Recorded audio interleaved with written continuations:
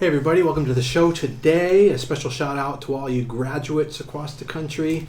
If you like, you can check out our program this summer. If you want to pursue film scoring as a career, it's at events.filmscoring.academy/total scoring mastery.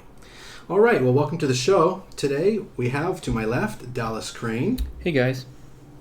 Steven Stratbear. Hey everybody. And the Kyle Uhas. Hello world. And today we're going to be talking about scoring. Yes.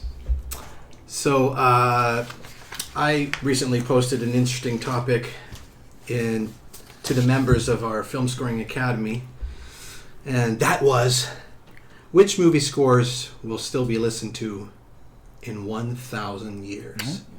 Ooh. Damn. So I got a list here of very interesting results from a voting poll.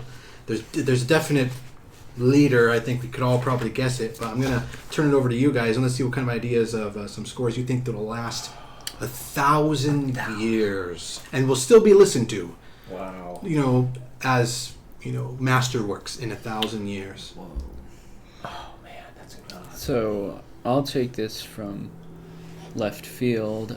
If you look back 1,000 years, all the scores that we have are basically whatever remains and whatever survived. So assuming, in 1,000 years will be the same, it's going to be whatever soundtracks are recorded and archived in such a way that they'll survive that long. Does anybody listen to anything from 1,000 years ago now?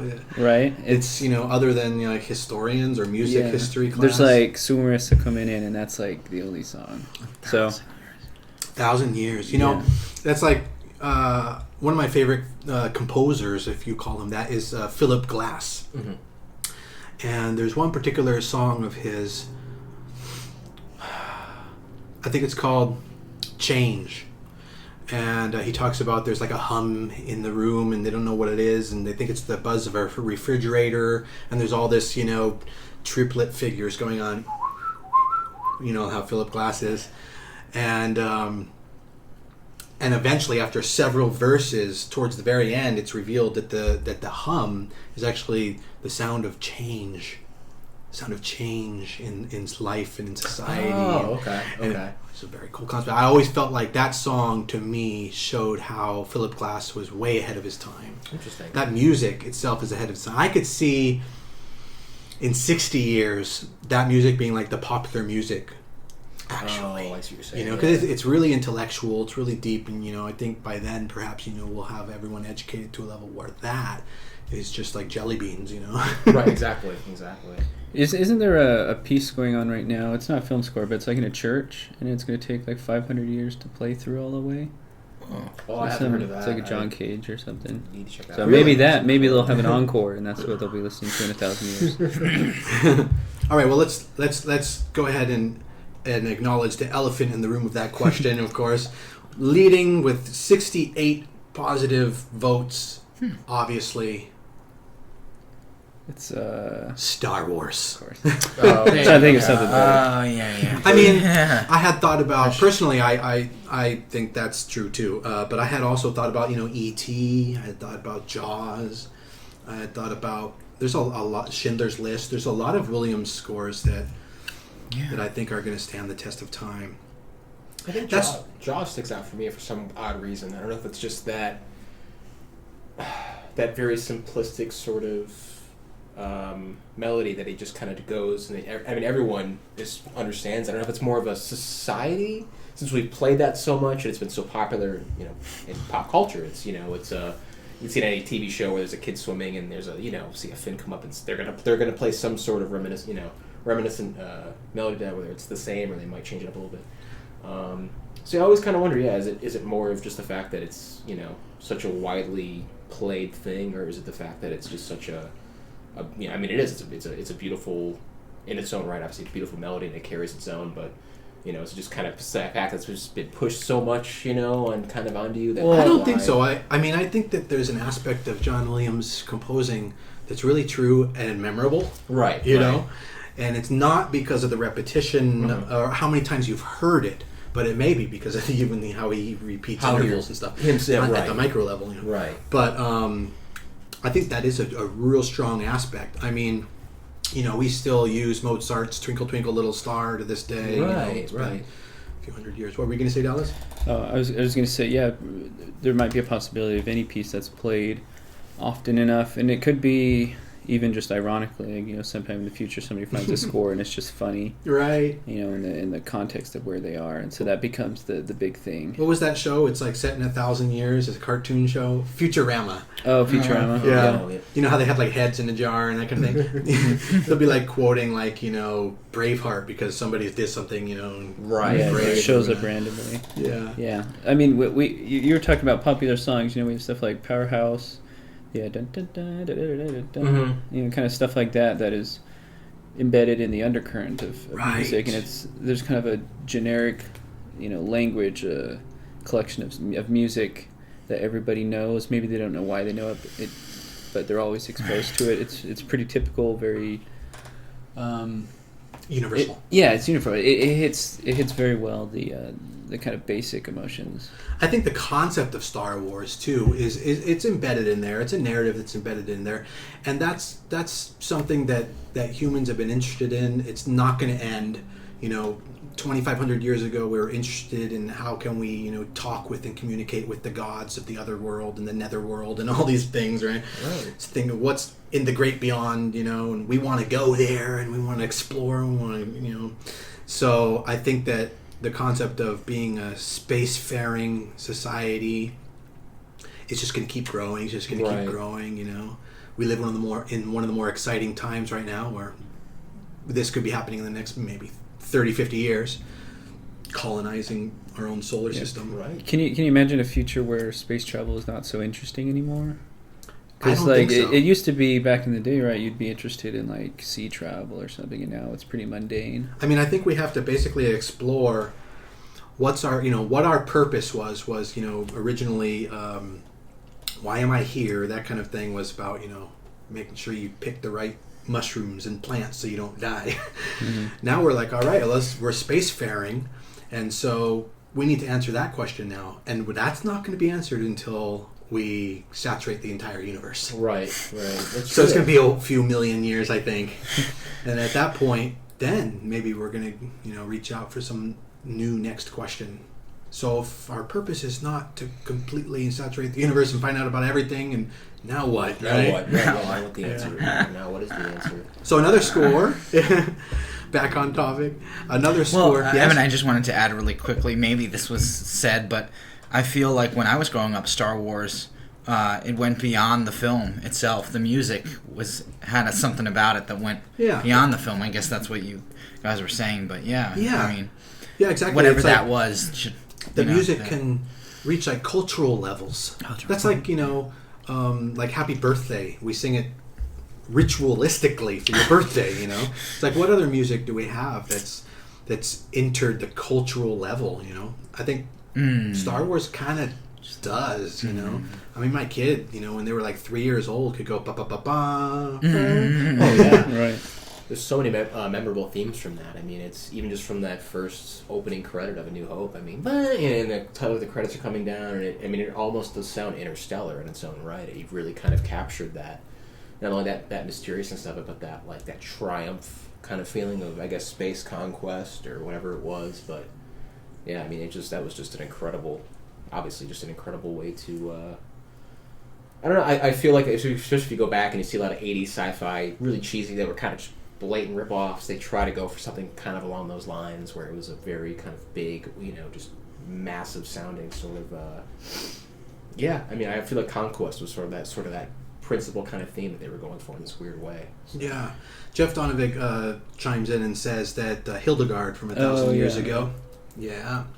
So, but I don't know if that's, you know, the best. She was kind of a film composer, in a sense. She did all those kind of liturgical plays. One of the first one to do that kind of stuff. So I would say that's pretty film scory. Yeah, I mean, that's been going on for a long time, you know, in theater. Mm-hmm. Theater probably was accompanied by Aeolian harp, you know, back 2,500 years ago. And And before that, of course, you'd sit around the fire and everyone would do drumming and they'd do a dance and they'd, retell a story. So film scoring's been around for a long time. Yes. Another The first score that was opera mentioned. like in 1607. Who? What? So the first opera was performed in 1607. I didn't know that. And who wrote The that? composer was Monteverdi. Oh, Monteverdi. I was going to say Verdi, but Monteverdi. Yeah. Although there's this guy Jacopo Peri who wrote an opera maybe in 1596, so a little before. But I don't know why the other guy he sort of got the recognition. Man, we got Steven In the Stratford court in the of house, Mantua.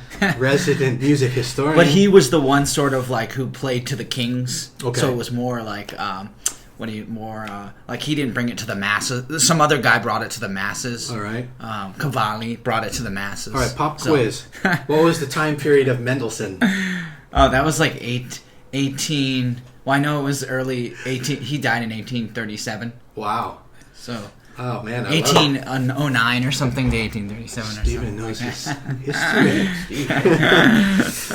All right. So another score that got one of the top votes for probably being able to last 1,000 years, listened to in 1,000 years, be significant in 1,000 years in any way. The Good, the Bad, and the Ugly by Ennio Morricone. That really rose to the top of the list. I mean, the Ecstasy of Gold is just such a beautiful... I mean, everyone uses that now. Metallica uses that as an opening, like, for all their... Still to this day, for their opening concerts, they play become that. a sound effect. It really has, actually, yeah.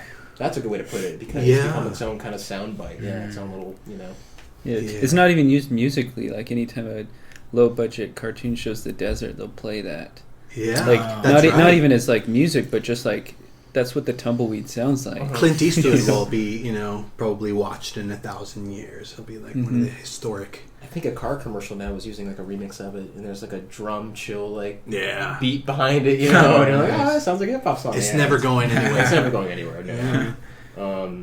Another one was, and taking the third spot, the top, number 3 spot, makes a lot of sense. Lord of the Rings. Yeah, that's. I was gonna say it's just a massive work. That's I think that would be I'm not so sure if it will be, listened to in 1,000 years when I really break it down mentally. But hey, who knows? I find it almost as memorable. I think if not just as memorable as the Star Wars for me. You do? I don't know. Maybe just the way it hit me. I really enjoy those films. Oh yeah. I mean, The Hobbit was excellent too, but those first 3 Lord of the Rings films was just incredible. I think they did such a great job with the score because it was very medieval. It was very tribal. It was very, but they hit on that more tribal primal aspect. I feel like in a lot of ways, like with the war drums, especially when it came to like the Urukai, and obviously it was a big, grand, very well, orchestrated. Extremely well thought out score. Yes. Yeah. But they really played on that more primal aspect of the medieval sort of world they were in. I think that was one of the... Right. I think it's expected to last because that's such a big part of our actual heritage too, is the knights and the Europeans fighting on fields against each other kind just of thing. That weird connection. Castles. Yes. Dragons. And that's kind of like a little like, what if that were me, or I wonder which one of them I'm related to. That's what I really liked about The Revenant. Did you see it? No. Did you see that? I didn't see The Revenant? I wanted to really. Revenant. Well, I'm not giving away too much. Of course, you guys know already there's a bear fight scene, okay? But that's really the beginning of the movie. Wins. But it's sort of like, and I'm sure the message is so clear on that. I'm sure this was one of the intentions of the filmmaker. It's like, look how much your ancestors had to go through just for you to be here. That's true. It's insane. I mean, you watch that movie and you're like, my God, we barely, have to do anything in order to become like a 70, 80, 90-year-old person these days. Back then, like, talk about, fighting for your place, for life, for progress of mankind. People were dying off for diarrhea. It's a commercial. But yeah, I mean, it's true. You kind of forget where you come from in certain respects. Let me go through some other the ones that got on the list. Harry Potter's 1 through 3. That was next. Psycho. Yeah, Psycho. That's almost entered the culture. Yeah, just like synonymous with "I want to kill you." Vertigo. Vertigo was right up there. That's one of the great scores. So probably a ton of John Williams scores could have made the top of this, but a bunch of Bernard Herrmann seemed to have as well.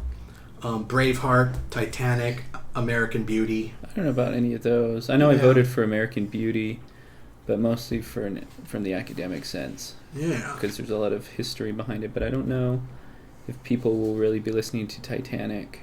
We're almost at a point where it's not even relevant as a movie anymore. It's been taken over by, superheroes. Yeah, and then the rest of them on the list were just like one vote, insignificant. But things like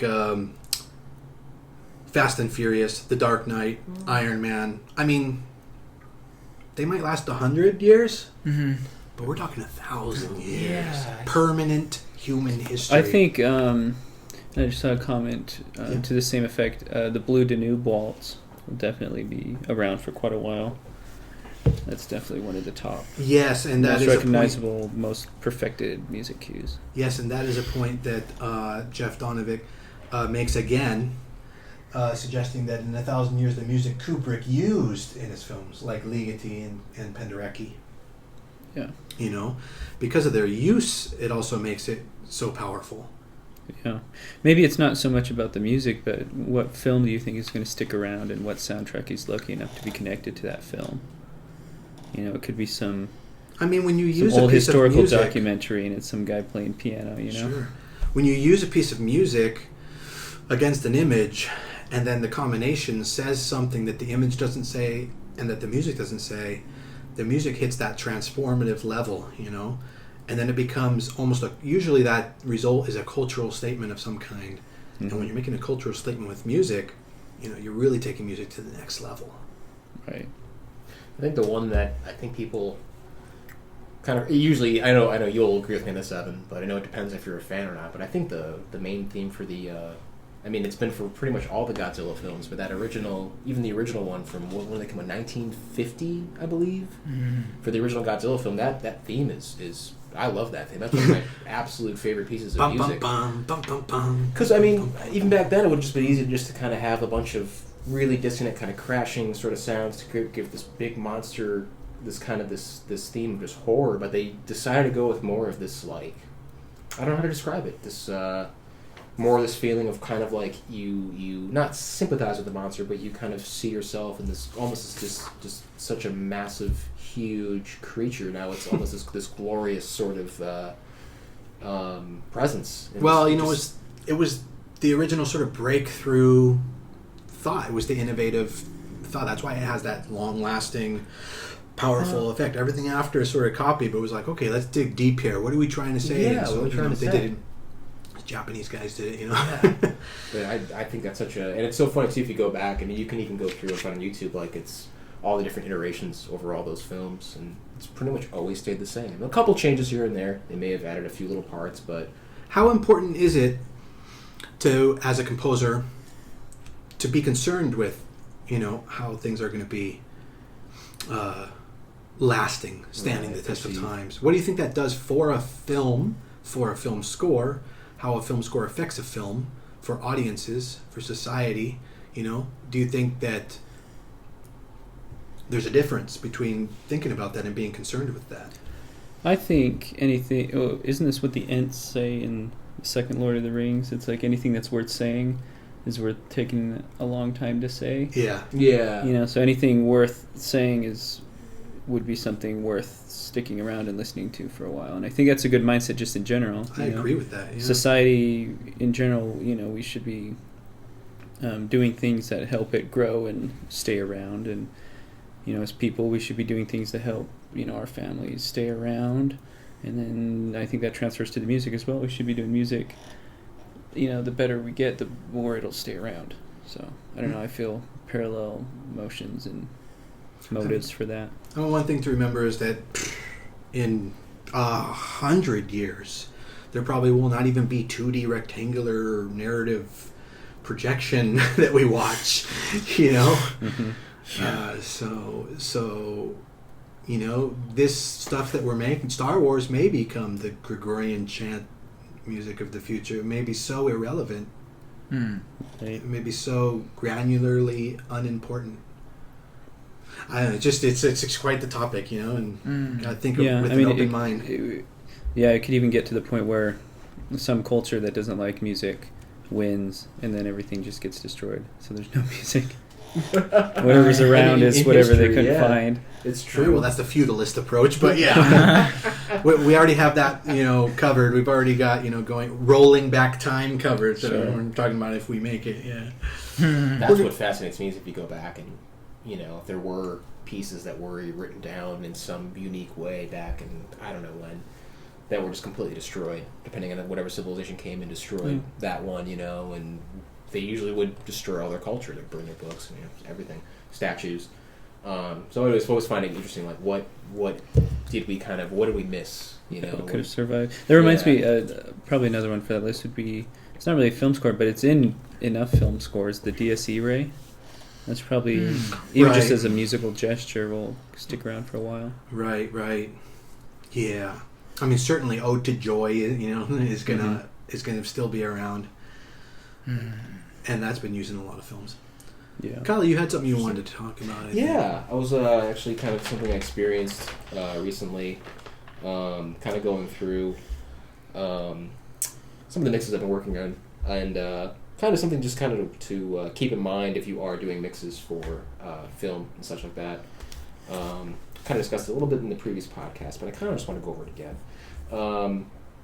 But using understanding kind of the relationship to voicing and dialogue as opposed to scores, and kind of coming in and being able to notch out the correct EQ essentially, so your music fits in well with the dialogue. They're not constantly turning it down when you do hand it over to a dub stage, or if you're just handing it off to a production company that isn't really doing a dub stage. I know sometimes I'll be watching a film and the composer has written so much music in that mid-range that I can't even really understand what the dialogue is saying. Yes.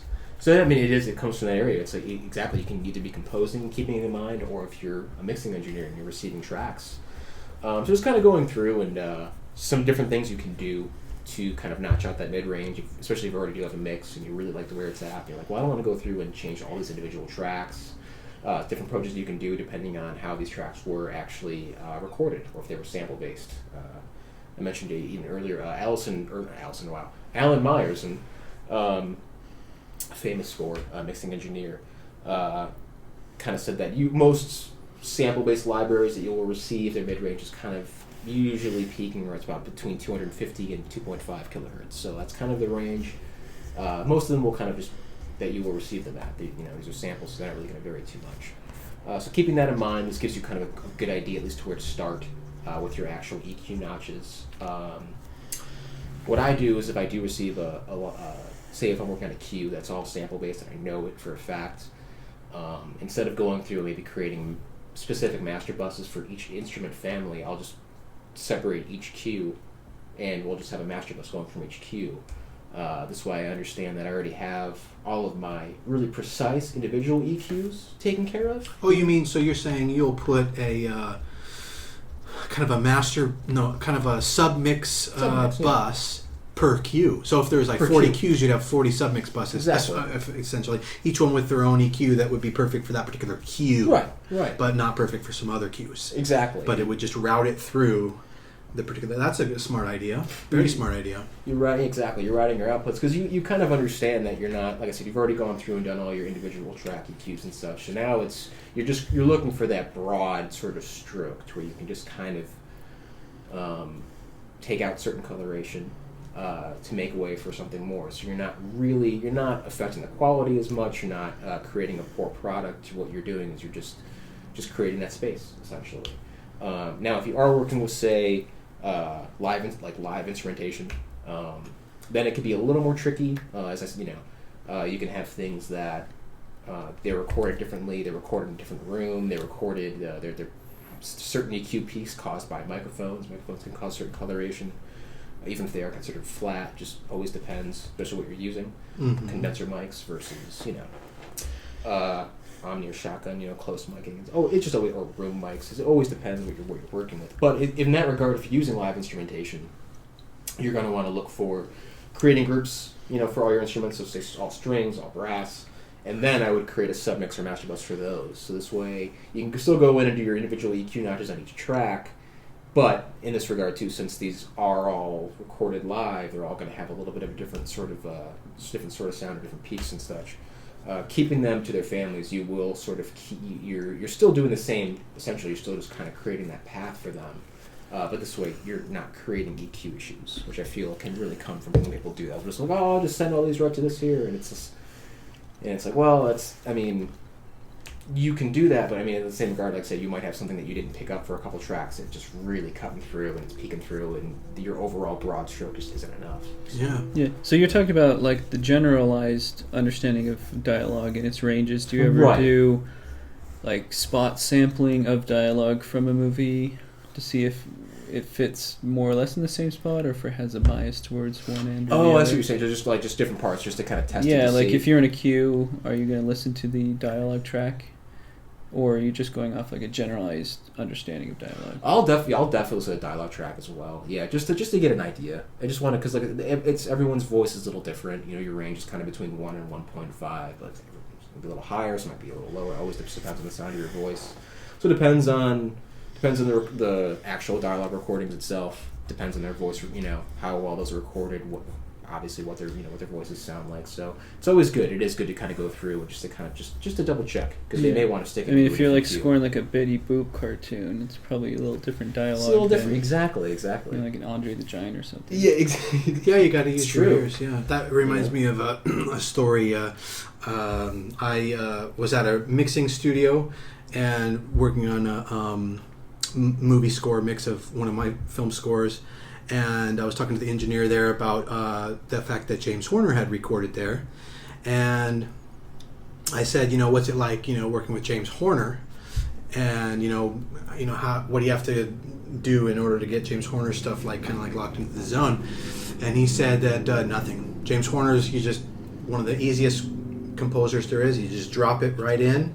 It just works right around dialogue. When everyone's speaking, he gets out of the way. When there's action sequences, he's out of the way of the sound effects. When there's, a lot of intricate sound effects going on, he'll put long tones and this kind of stuff. It just drops in. It mixes itself. Everything's already placed. It's like having a live orchestra there, right, for the mix. He already sort of pre-visualized with his ears, sort of like how everything is going to work in concert, together, literally in concert with sound effects and dialogue and Foley and music, so he knew when his place was to come out, and he knew when his place was to be just atmospheric. Right. For an engineer, it's excellent, because then now you don't really have to worry about more of that technical mixing aspect. Now you can kind of more focus on the creative aspects of it. So receiving mixes like that are always a beautiful thing. And you're like, oh, okay, great, now I can just pop this in anywhere.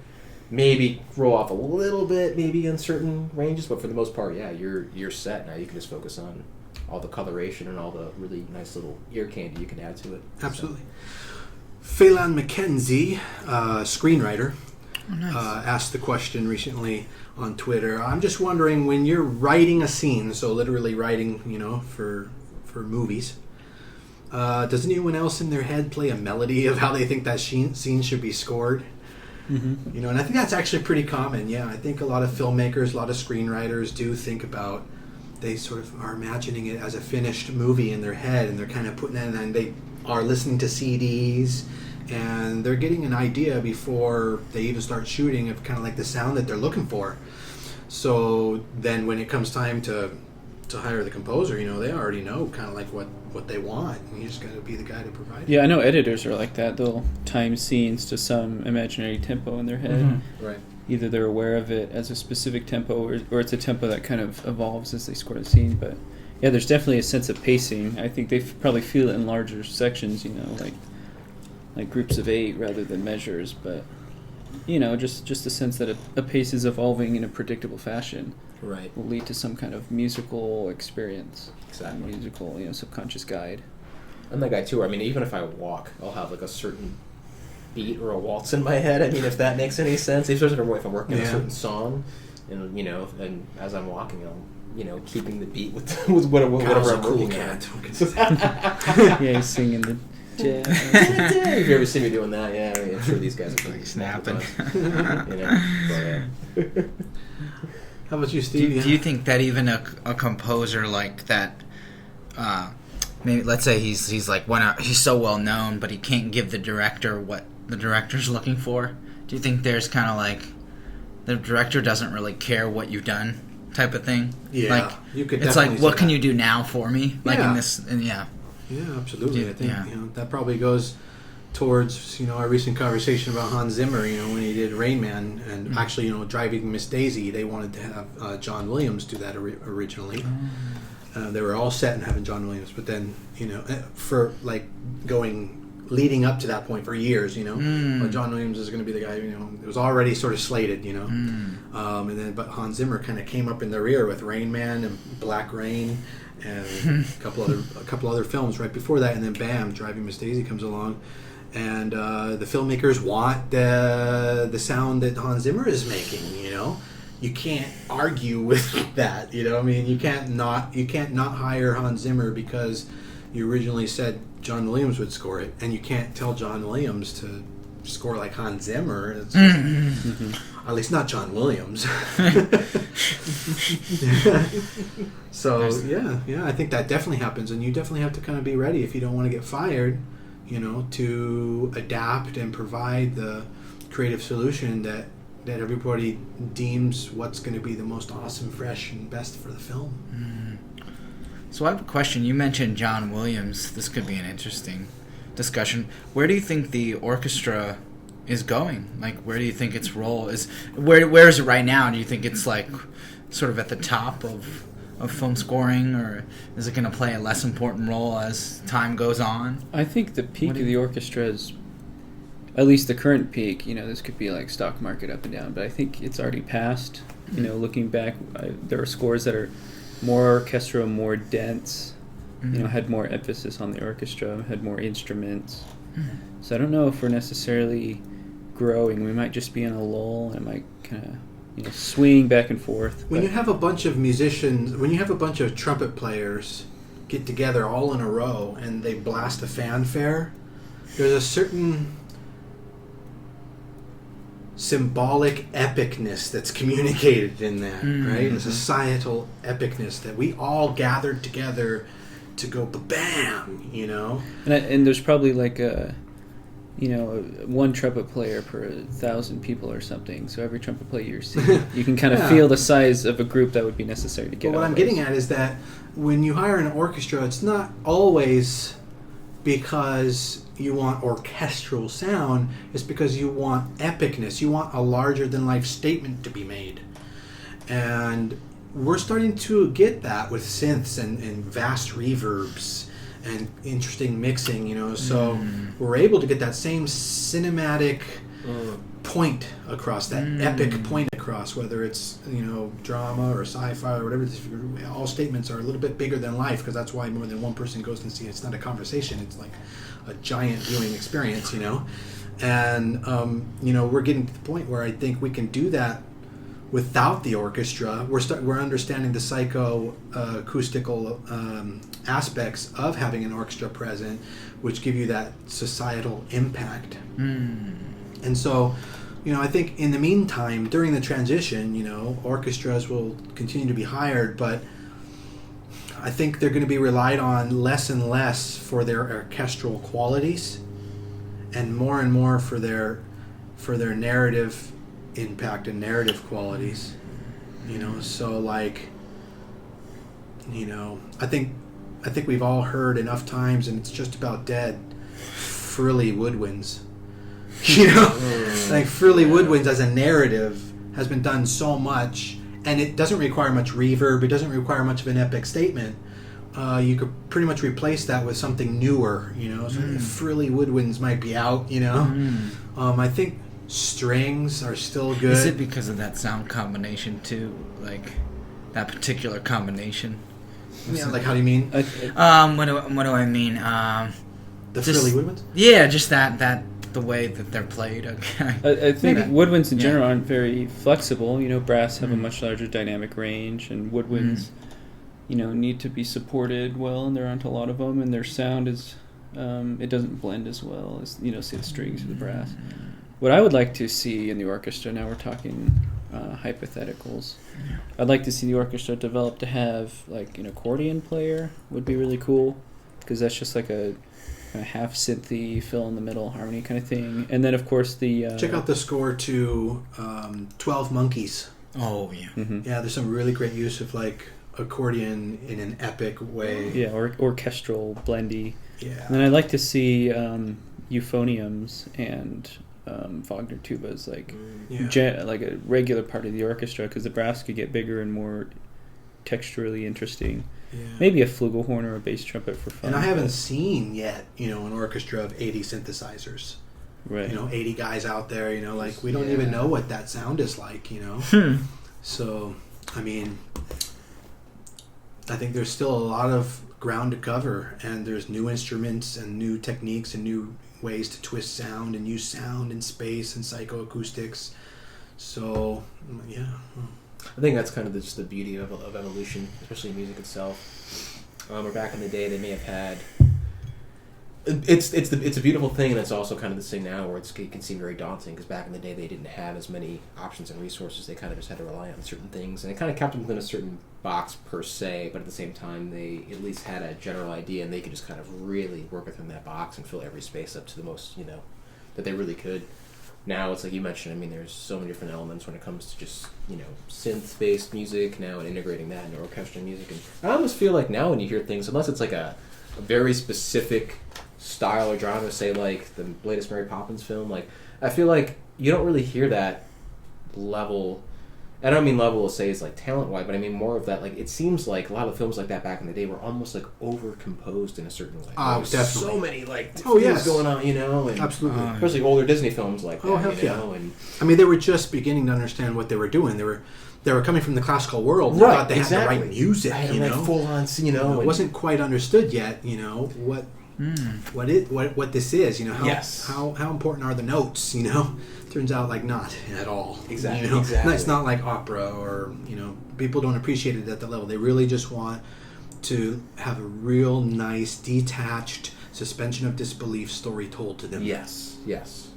And people now, it's not a minimalistic approach, but they do kind of adopt that, where it's like, I'm not going to have this scene be full of, all these different themes and movements. I'm just going to keep it to this, and then it'll switch to this. Like I said, it's always varied, of course, per film or project. But I've noticed that. Yeah, they have a better understanding of now that cinematic narrative. So, yes, indeed. You were talking about Metallica earlier. I have some interesting news. Oh God! Lars Ulrich announced that he has a desire to score a film entirely with drums and rhythm. Oh, okay. That could be interesting. That could be very interesting. Pick the right film. Lars Ulrich hasn't seen Birdman. He hasn't seen Birdman. I haven't seen Birdman either, actually. That's exactly what I was thinking. Is that what it was? Yeah, well, kind of, yeah. Yeah, all very rhythmic. I haven't seen Birdman, but I know it's an entire drum score, yeah. Mm-hmm. But I don't know, Lars wants to get into that space now, too. You need a more interesting drum kit, I think. Yeah. Get some, like xenomorphic tuned marimbas and stuff. We need to get that snare from Saint Anger on there. That's a Metallica joke. Is that like the worst one? It's the snare. It sounds like a garbage can lid, and you'll literally see memes on tons of Metallica fan pages where it's like, this is the actual snare drum used, and just someone's trash. Really? Oh yeah, I mean it does. It's ringing, and it was a production choice. They wanted to kind of, for that album, they wanted to kind of sound like. You think those guys have any hearing loss? Oh, absolutely. Those guys, they wanted to sound like a garage band essentially for that album. They were coming back. They just got off of like the end of the '90s, early 2000s. They were not really horrible. They were almost like about to break grungy. up. Yeah, so they wanted to kind of bring it back to sort of that, and. I believe I read somewhere it's in their contracts. They can't even go on the same airplanes together. It's just like, really? Yeah, show up for the concerts, wow, and do your gig, and when you're. I mean, how long have they been together? It's been like 40 years. Yeah. I mean, it's understandable. I mean, it's like, yeah, these guys are my family, but I mean, think of your own family, and I'm sure that you're going to have sort of a certain dynamic with them, and you may get sick of certain family members sometimes. So it's just how it is, But no, I mean, even going back to that album, I mean, it's probably the least favorite amongst a lot of fans, but it's, I guess, coming from more of an audio mixing and audio, you could just see the personality. I mean, and there were certain things that weren't recorded, I mean, even just properly, and but it lent itself to a certain sound. That album definitely kind of cemented its place. At least I feel like. Now, Kyle, there was another question that somebody posted on Instagram, Sean Gould. And I thought this was a perfect question for you. Yeah. So I included it. Nice. It goes towards film scoring a little bit Okay. because, we often use heavy metal guitar in film scoring. Right? So the question is, which pedal is kind of winning the distortion wars today? Oh man, that's a great question. Really, actually, kind of recently it was. It's called I think it's the Horizon Precision Drive pedal. It's released by Misha Mansour. He's the guitar player for Periphery. I think he's one of the main songwriters too for it. It's an excellent pedal. I don't have one myself, unfortunately, but it's a beautiful pedal. Excellent coloration. A lot of the issues you used to find with a lot of distortion pedals or even drive pedals back in the day, where it makes your sound very tinny. It sounds very thin. You may be getting a certain gain level. You may be getting that certain distortion you're looking for, but it just doesn't sound full. And we've really bridged that gap. I mean, pedals nowadays sound just as great as like cranked tube amps from back in the day. I mean, you can really emulate that sound. Do they make any pedals that have actual digital processing inside? Oh yeah, absolutely. That's even just opposed to say 10 years ago. Like I had a couple pedals I used to use. Digitech used to release modeling pedals is what they were called, and you could go into the actual pedal itself, just plug it through your amp. I want to say I remember them a line called Pedal Tech even. Maybe it was by them. Maybe Pedal that Tech was what they sounds called familiar. it. I think it was actually, yeah. Digitech Pedal Tech. The ones I had, it was the RP 150, RP 250, and it was you go through. You could even pick your amp head. You could pick your cab. They didn't sound good. You literally you buy one of the pedals and it had like 67 presets. No offense, Digitech. I mean, you guys are awesome. You have great products, but you go through and.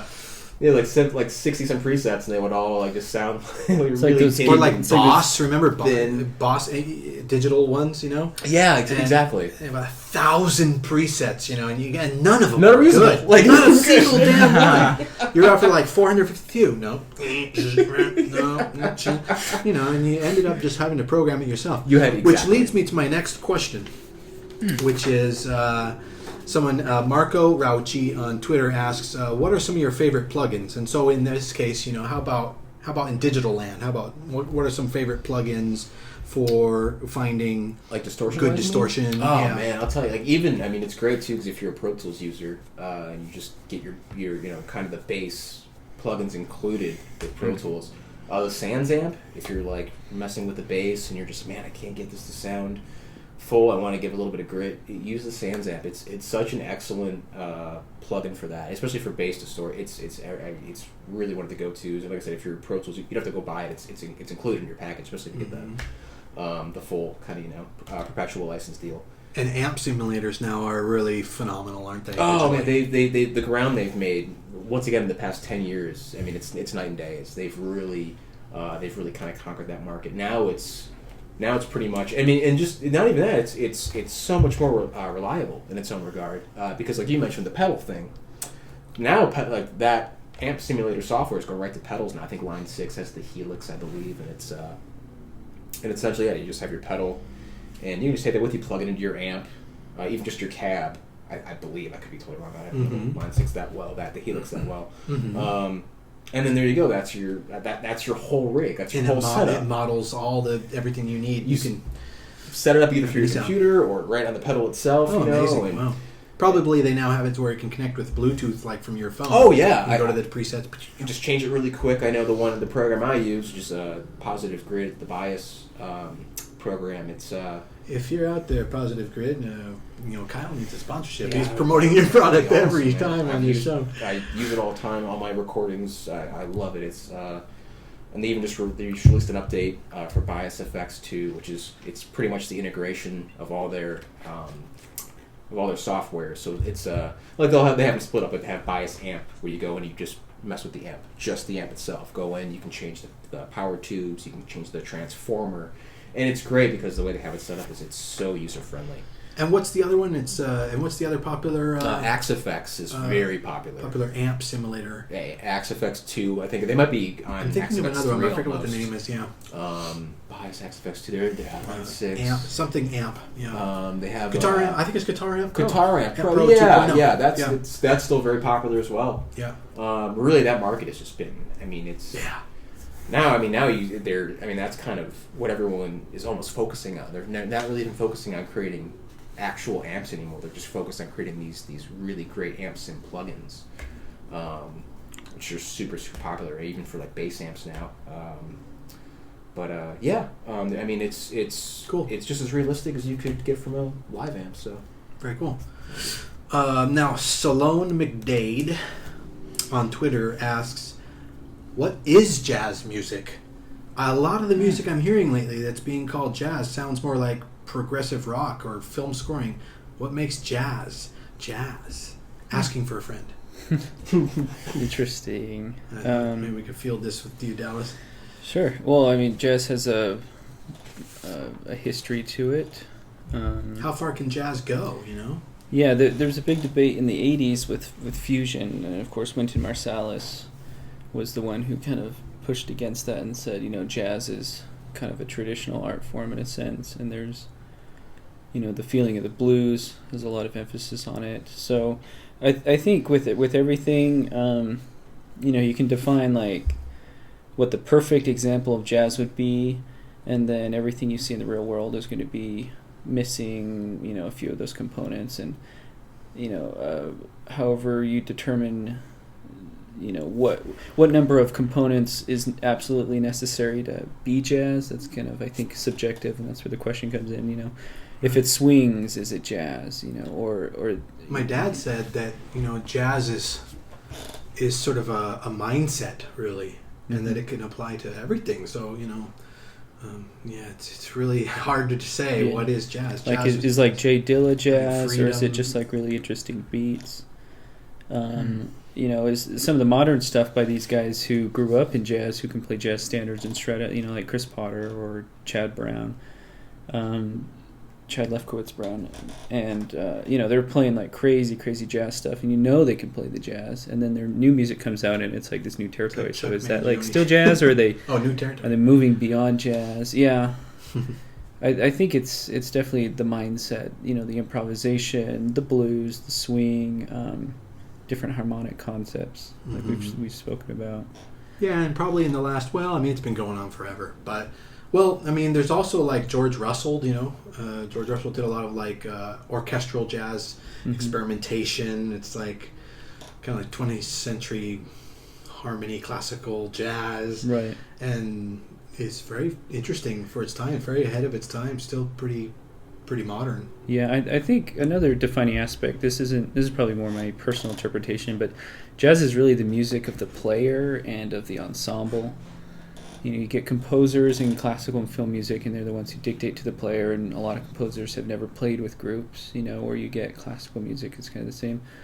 And folk people aren't really great at their instruments, like they're good, you know, but it's really about their voice and Soul. singing. Yeah, the instrument is kind of the secondary thing. So jazz, you know, is very unique in that it's like personal virtuosic musical style, and everybody in every chair, you know, could come in and change and guide the band and direct it and improvise, and somehow between all of them there's this, you know, equal democratic conversation going on.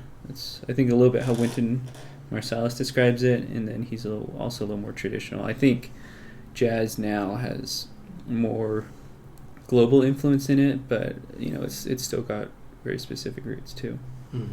So Yeah, it's a hard one to pin down, but it's definitely not progressive rock. So if you hear some progressive rock that sounds jazzy, I mean, Chris Potter played on Steely Dan's albums, and he played some great solos. So well, Steely Dan, their pianist Warren Bernhardt's a friend of mine, and he's a jazz pianist. yeah, right. So I mean, they have, I think, the guitarist, what's his name?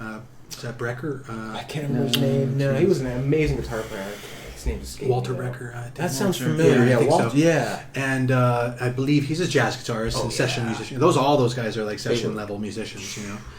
And so there's a lot of jazz influence. You know, it's hard to get away from it because jazz is like the musician's music.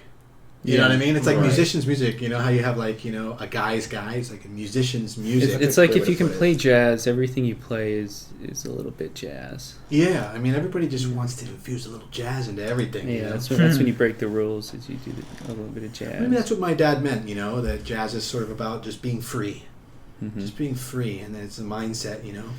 I think it's, I mean, because most people, when you the average listener, you say jazz, they always hear the same thing. They hear like elevator, music like that. That's their interpretation. If you have like just your kind of standard, you like jazz. I don't really get it. That right, like the lounge music, the lounge type interpretation that most people have of it. But it's true though, because coming from myself, I'm completely uneducated buffoon, but I love metal. And, but it's so funny because you see the I always saw the correlation between metal musicians and jazz music, because it's the same thing. It's that virtuosic playing. It's that very fast. And my earliest kind of even hearing it in music like that I really liked, like really extreme sort of heavy music. Band, the Don't Your Escape Plan, which they're known for just insane time signatures, and they would throw a jazz breakdown right in the middle of their song. So you have this insane heavy distortion, and then it goes right into this clean part, and you're like, but it would emphasize all the heavy parts even more. So when it came back into it, you felt it 10 times as powerful. So, and I was really lucky finding bands like that and getting that jazz fusion into songs like that, because then I broadened my horizons. It broadened my scope of what you could do, especially within those kind of confines of that style of music. So, I talked to this lady once, and this was kind of interesting. I never thought about it, but she said she didn't like jazz because of the dissonances that were in it. So I don't know. Yeah, I guess she has a good ear. Yeah, she has a. She's like, I can. Yeah, so I guess. Yeah. It is. I think it's that personal thing. So people they don't like, it's like nails. It's like you ever see those vases, those Japanese vases that are like craquelature or whatever, I forget what they call it, and then I think they break the vase and then they fill it back, put it back together with gold or something. Okay. And that it's not even beautiful until it's been broken and then put back together. Right. I think people have a hard time some people just want the nice white vase. Yes. Yeah, exactly. But other people kind of want character. They want to see that. Well, instrumental music it's very abstract, and I think it requires, kind of a deep well of, personal introspection, something, because you're the one who's now adding something to the music when you listen to it. It's just music, but you're the one adding the meaning rather than listening to the words and absorbing the meaning. So I think the dynamic between listener and the song is a little different in jazz, and that's why some people just aren't interested in it. Jeff Donovic says, for example, Gunther Schuller, Third Stream. Yeah, I've heard him. They're doing crazy. Okay. I'm trying to think if I have or not. But is that Professor Donovic from my program? I don't know. It's his name is Jeff Donovic. Hi, Professor Donovic. Jeff if that's Donovic. you, hello. If that's you. if it's not, unhello. Yeah. Sorry. If not, sorry, Professor Donovic. Actually, I wanted to bring up something real quick. So we're talking about like why people listen to jazz, and some people. I'm just wondering what makes a score enjoyable. What are the metrics for an enjoyable score? How do we say like, oh, this is a good piece of score. This is a good soundtrack. Well, do you have some ideas? Yeah, I thought about it. I thought about like maybe narrative purpose. If it delivers that narrative purpose, that is the enjoyment. People don't go to be massaged and calmed. They go to learn a message. So if it delivers that message, even in a grating way, maybe it's enjoyable. Or is it maybe the narrative is secondary in the enjoyable aspect, and it's something that people are invited to engage with and they find inviting. I don't know. So maybe some different levels of value. Yeah, I was thinking maybe they're looking for something that can be a shared experience. I think that's probably a real strong factor. Maybe like number 2 or number 3 strong factor. Right. Number 1 is that symbolic narrative. Like what was this composer thinking of when they wrote this? And that might be more obvious if it's associated with a movie. Right. And what does that really mean, and I really, really want to hear that again because it kind of portrays that, Yeah. Yeah, because I've heard some really bad music, but in beautiful moments in film, and so people, find that music enjoyable. Yeah. Even though if you were to experience it outside of that narrative context, they probably wouldn't have the same reaction to it. Right, be like, you wouldn't even make library music, probably. Right. Yeah. But yeah, I mean, that's just, what makes a what makes a score enjoyable? That's your question? Mm-hmm. Yeah, what makes it enjoyable? Well, I mean, I think we'll have to ask, probably the audience. Why don't you chime in, type below for you, because I'd love to hear that. Yeah. What makes a score enjoyable? I mean, at the theoretical, fundamental level, what are your ideas there? What makes a score enjoyable to others, not just yourself? What are the factors? Is it a matter of predictability that they can get into the score such in a way that they can start predicting where it's going to go, and then when those predictions come true, that's a satisfying experience? Yeah. Or is it the unpredictability? Yeah, are they surprises them? I think it's probably both. It's that nice blend of unpredictability and predictability. Yeah. Mm-hmm. So when you watch a show like, say, Game of Thrones, and you hear that first couple notes of that, you know exactly what that theme. So you don't know where it's going to go, but you know what the sound is going to be, and there's a certain comfort, there's a certain excitement from that because you know what you're getting. Have you ever been in, like, you're watching a show or you're watching a movie and just feel like you're in, like, a state of hypnosis? Oh yeah. That's because, like, there's not enough surprise, don't you think? There's not enough surprise. You're kind of it's like too predictable, with it. and you're just kind of taking it in, Yeah, But wait. you have to have that nice balance of predictability, so it feels like they can relate to what's going on, and then unpredictability, so they can understand that there's something they need to either learn by watching this or think about. So I think it's just like, I mean, back in the day, but I mean, even like now downloading a new album from someone or getting with certain bands, you'd always kind of, like, you knew what you were getting for the most part. You kind of had that certain expectation. Like I said, there was a certain excitement behind that. And there's also a certain excitement of getting an album you had no really idea what it was. First time you downloaded or bought a certain CD or album from an artist, or, and you're, I don't know what this is going to sound like, and it was kind of that excitement of, like, is this going to be a whole new experience? And, just that in and of itself created sort of this lasting experience. So, made it good, Right now, Tom Hines said, as far as, like, what makes an enjoyable score for him, that he loves beautiful string scoring and melodies and surprise harmonies. That's very interesting. And he says he's probably old-fashioned. I feel like it's like a shortcut answer. Like, there's something about the strings that makes it enjoyable Right. that you could probably That's a find second in other order places too. Yeah. effect. Yeah. What is the first order effect? Right. Well, on that note, I think if you can just type into the comments down below what your answers are to that question, what makes a score so enjoyable, we would love to know, and maybe we'll bring it up on the next discussion, and we hope to see you then. Thanks for tuning in, everybody. Thanks, guys.